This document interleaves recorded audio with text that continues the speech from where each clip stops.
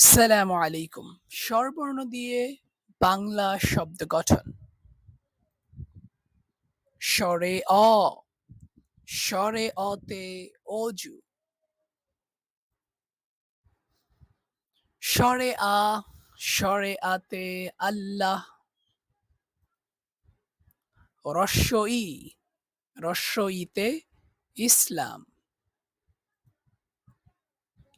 দীর্ঘ ই, দীর্ঘ ইতে ঈদ। রস্য উ, রস্য উতে উট। দীর্ঘ উ, দীর্ঘ উতে ঊষা। রি, রিতে ঋণ। এ, এতে এহরাম। ওই, ওইতে ঐশী।